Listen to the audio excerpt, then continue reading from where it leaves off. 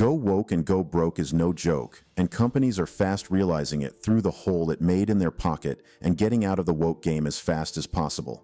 These companies have quickly realized that making a profit is better than being woke, and they are quickly retracing their steps.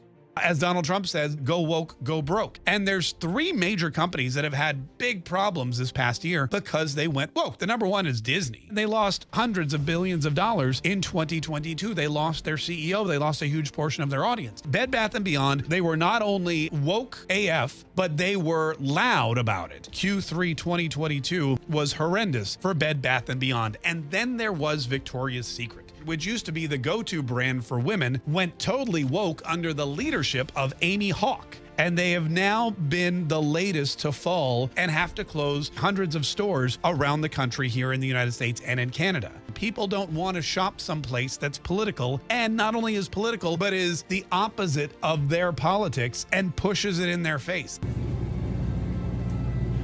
Not so much Michelob Ultra. Whoa, that's a lot of Bud Light. Whoa, that's a lot of Budweiser. Oh, Coors. Oh, looks like everybody's drinking Miller Lite. You know what woke means? It means you're a loser. Everything woke. Everything woke. It's true. Everything woke turns to shit, okay? Disney released 8 films, and instead of making millions of dollars, they lost over $890 million after the box office numbers were released. And Disney came out with their first movie featuring a non-binary character in Elemental, and the first numbers that came out with that box office were the lowest that Disney has ever seen in the history of Disney movies. Not only have they lost millions of dollars, but they've also lost millions of subscribers on Disney Plus, their streaming platform. And to me, I don't think they're really in with what their consumers are really wanting to watch on the platform. Many companies that have thought they were too big to fail came and tried to shove being woke down the throat of the people, their consumers. But the people have not failed to show companies who is the boss. I feel it's so disrespectful for a company to know that their major customers are men, and they go ahead to use trans women or women who identify as men, and likewise for brands that have women as their major customers.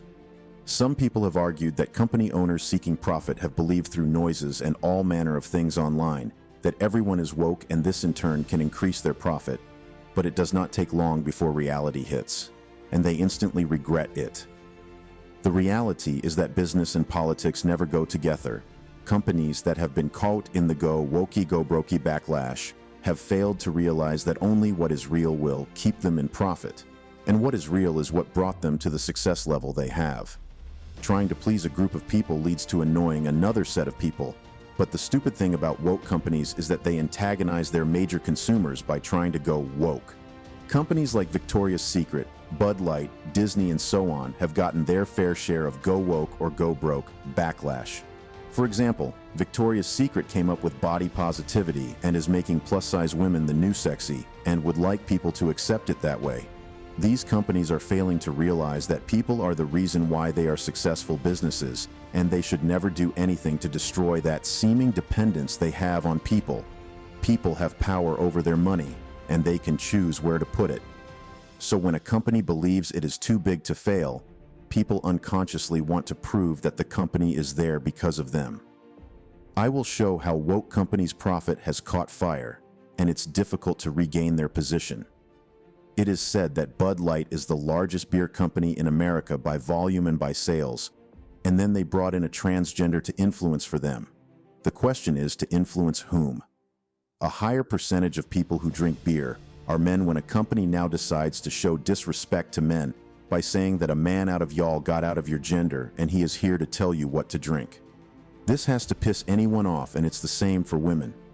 This led to a loss of over $400 million, and it is no longer the leading beer brand in the US as its demand had dropped in volumes. It is said that the shares have come down 10.5% since then. They even had to send home 2 marketing executives. I guess they were like, how could you make such a silly mistake? Not so much Michelob Ultra. Whoa, that's a lot of Bud Light. Whoa, that's a lot of Budweiser. Oh, Coors. Oh, looks like everybody's drinking Miller Lite. So this is working. All right, well look. And Anheuser-Busch. Oh my god. Anheuser-Busch. Anheuser-Busch. Oh, that's Coors Light. Yeah, not Anheuser-Busch. And that. Oh my god. Yep. Well, here it is. Victoria's Secret is one to learn fast and realize what it means to go woke and go broke. And they quickly retrace their step. Here's a side-by-side picture of what their models looked like before and what they now look like. And people simply said, I think what you tell me is sexy is not. And I don't want to purchase from you anymore. After losing money, the company ditched its wokeness scheme and wants to get back on track to make their estimated revenue, which is $7 billion for the year. If they will make it, is left to them. Victoria's Secrets has said that its endeavor to bring body positivity and inclusive was not profitable for the company. Although it got optimistic remarks from some people, it did not turn into a sale.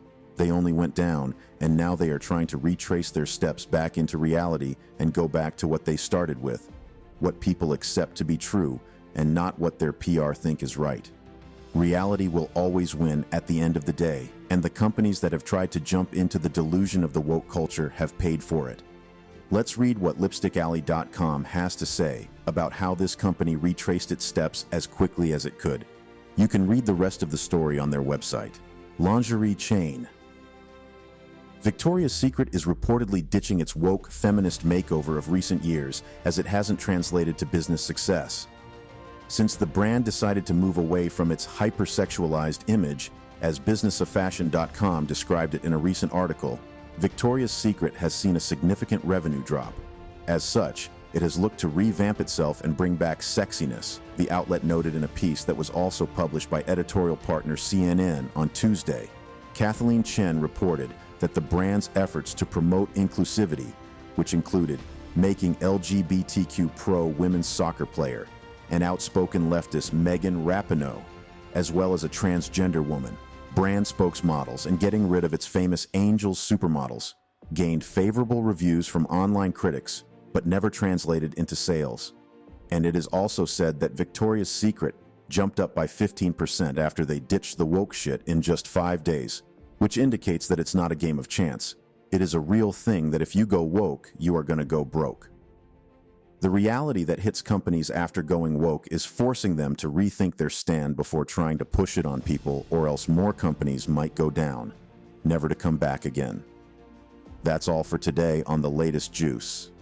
If you enjoyed this video, you might also like my previous videos. Remember to drop your thoughts in the comment section, and don't forget to hit that like button, click the subscribe button, and also turn on the notification bell to be the first to know when I drop a new video. Share this video with whomever you would like to watch it. Thanks for watching.